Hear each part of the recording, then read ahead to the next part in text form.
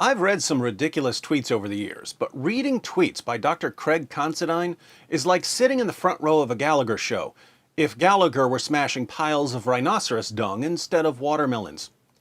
If you read his tweets and didn't know that he was being serious, you'd think that he was doing some hilarious parody of a Western academic talking about Islam.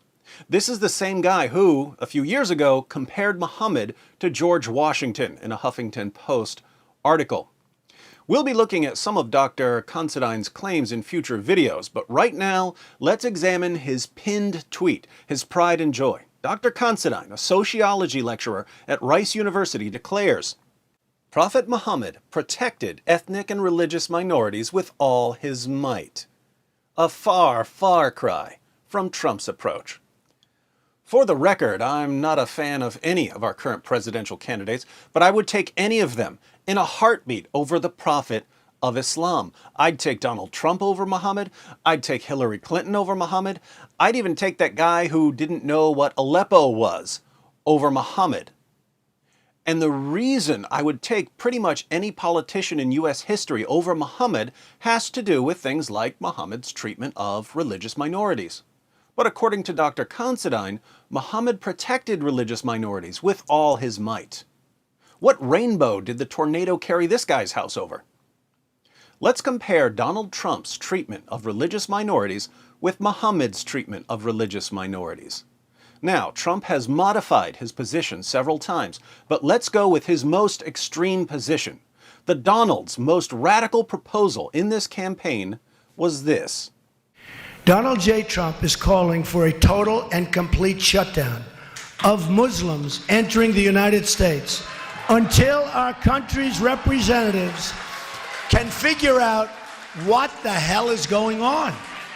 Again, he's modified his position, but his most severe pitch was to shut down Muslim immigration, not permanently, but until U.S. leaders can figure out what to do about terrorists.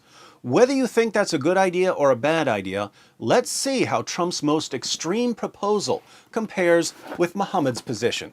Sahih Muslim, 4594. Umar bin al-Khattab said that he heard the Messenger of Allah say, I shall certainly expel the Jews and Christians from the Arabian Peninsula until I leave only Muslims there. Read that again so that the message sinks in. I shall certainly expel the Jews and Christians from the Arabian Peninsula until I leave only Muslims there. Jews and Christians had been living on the Arabian Peninsula for centuries. What does Muhammad say? He only wants Muslims. Now imagine if Trump said something like that. Imagine if Trump did an interview tomorrow and said, I shall certainly expel Muslims from the United States of America until I leave only non-Muslims there. Dr. Considine would be furious, but for some reason when Muhammad says it, it's completely innocent. Interesting double standards. We'll talk about these double standards in a moment. Let's read another passage from the Cherub of Tolerance. Sahih Muslim, 126.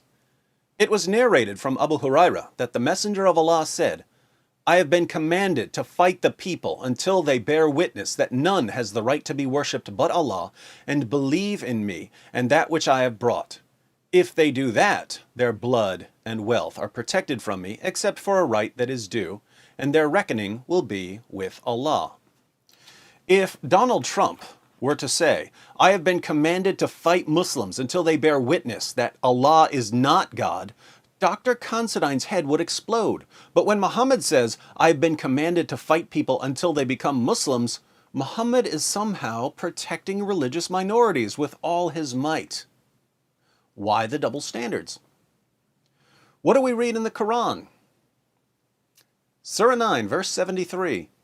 O Prophet, strive hard against the unbelievers and the hypocrites and be unyielding to them. Strive hard in Arabic is a form of the word jihad. The Quran orders Muslims to wage jihad against unbelievers and hypocrites. This is no problem at all, according to Dr. Considine. But if Trump were to say, wage war against the Muslims and be unyielding to them, suddenly words would matter. Surah 9, verse 123. O you who believe, fight those of the unbelievers who are near to you and let them find in you hardness. Can you imagine the media uproar if Trump were to say, fight the Muslims who are near to you and let them find in you hardness. But when the Quran says it, the command to fight unbelievers is somehow a command to protect them. Surah 48, verse 29. Muhammad is the messenger of Allah, and those who are with him are severe against disbelievers and merciful among themselves. Those who are with Muhammad are severe against whom? Against people who violate the rights of religious minorities? No, they're severe against religious minorities. What kind of leprechaun does Dr. Considine have hiding in his pocket that he can simply wish away Muhammad's commands to violently subjugate the world? If Donald Trump were to say, those who are with the Donald are severe against Muslims and merciful among themselves, it would be clear proof that Trump is a bigot and a racist and a hate-monger and an Islamophobe. But when the Quran says it, it proves that Muhammad was the 7th century George Washington. Why do people like Dr. Craig Considine constantly move the goalpost for Islam? They move the goalpost for Islam because they're racists. They're racist against Muslims. I know what you're thinking, Islam's not a race. I would ordinarily agree with you, but I believe in consistency, so I'm holding Dr. Craig Considine to his claim that Islam is a race. He writes, maybe it's time we move beyond Islamophobia. Let's start using Islamo-racism, because this is no doubt racism. So, Islam is a race, but as we've seen, Dr. Considine has completely different standards for white Americans and for Arab Muslims. If you're a white American, he holds you accountable for your words and demands nothing but the best from you. If you're an Arab Muslim, well, we can't take anything you say seriously. We'll just pat you on the head and pretend you didn't say it at all.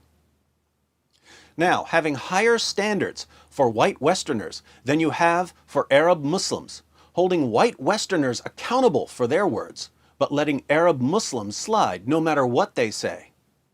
What's the word for that again?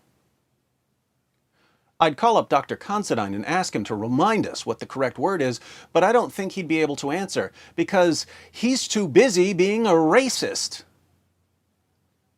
So, ladies and gentlemen, think whatever you want about Donald Trump or Hillary Clinton, but if you're outraged at either of them for anything they've ever said or done, all the more should you be outraged at Muhammad, because he's said and done far, far worse. And if you're going to be upset with Trump or Clinton, but you're inclined to let Muhammad slide, be careful. You might be a racist.